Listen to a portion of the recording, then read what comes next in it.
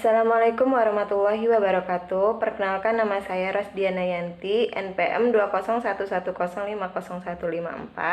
kelas 4B, Prodi Pendidikan Matematika, mata kuliah Pendidikan Lingkungan. Di sini saya akan membahas contoh permasalahan yang berkaitan dengan etika lingkungan hidup. Apa itu etika lingkungan? Jadi, etika lingkungan itu merupakan kebijaksanaan moral manusia dalam bergaul dengan lingkungannya. Di samping itu, etika lingkungan tidak hanya berbicara mengenai perilaku manusia terhadap alam, tapi juga mengenai relasi antara manusia dengan manusia lain dan relasi antara manusia dengan makhluk hidup lain secara keseluruhan. Apa aja sih hal-hal yang harus diperhatikan sehubungan dengan penerapan etika lingkungan? Nah, sebelumnya dengan penerapannya ada hal-hal yang harus diperhatikan, yaitu sebagai berikut. Yang pertama, manusia merupakan bagian dari lingkungan yang tidak terpisahkan sehingga harus memiliki rasa saling menyayangi semua kehidupan dan lingkungannya. Terus yang kedua, yaitu manusia sebagai bagian dari lingkungan hendaknya selalu berupaya untuk menjaga dan melestarikan keseimbangan serta keindahan alam.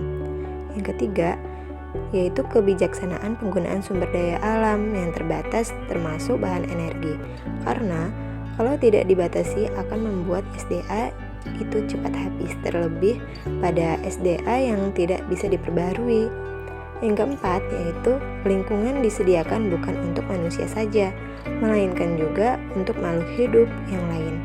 Jadi, kita sebagai khalifah di bumi ini harus benar-benar menjaga lingkungan kita dengan baik.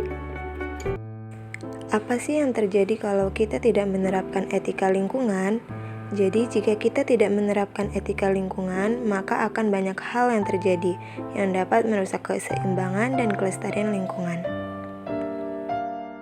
Sebelumnya, kita harus tahu dulu apa itu masalah etika lingkungan itu. Jadi, masalah etika lingkungan itu adalah kerusakan lingkungan yang disebabkan karena manusia seringkali lupa dan kehilangan orientasi dalam memperlakukan alam. Berikut ini adalah contoh permasalahan lingkungan yang berkaitan dengan etika lingkungan hidup. Apa sih yang dimaksud dengan pencemaran lingkungan? Pencemaran lingkungan adalah segala sesuatu baik berupa bahan fisika maupun kimia yang dapat mengganggu keseimbangan ekosistem.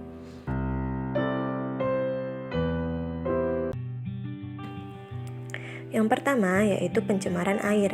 Pencemaran air adalah masuknya atau dimasukkannya makhluk hidup, zat, energi, dan atau komponen lain ke dalam air oleh kegiatan manusia, sehingga kualitas dari air tersebut turun hingga batas tertentu yang menyebabkan air tidak berguna lagi sesuai dengan peruntukannya.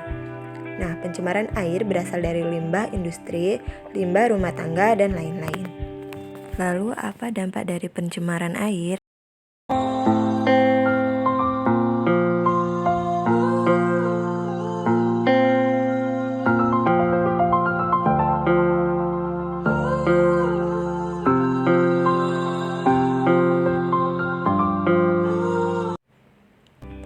Yang kedua yaitu pencemaran tanah.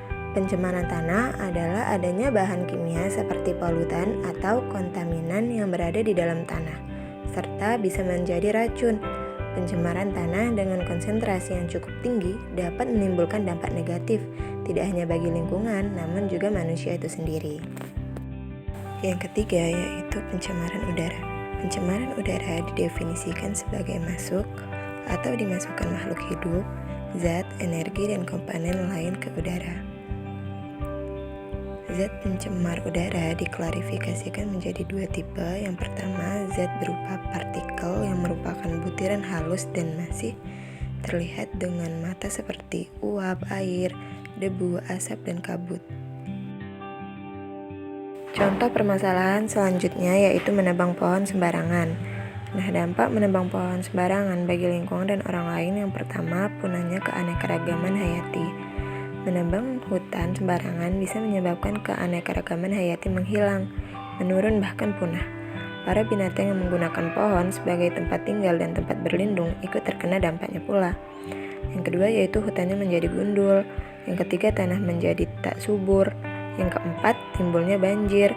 Dan yang kelima, kehilangan sumber air dan mengalami kekeringan.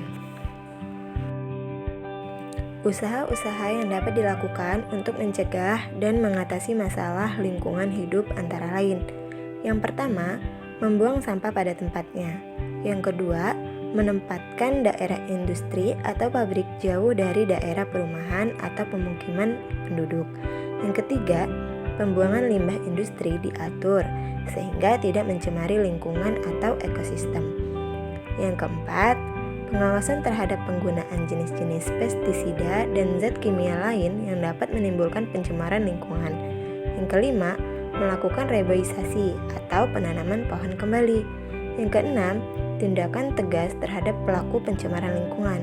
Yang ketujuh, memberikan kesadaran terhadap masyarakat tentang arti lingkungan hidup, sehingga manusia lebih mencintai lingkungan hidupnya. Dan apa yang kalian rasakan jika sudah melakukan usaha tersebut?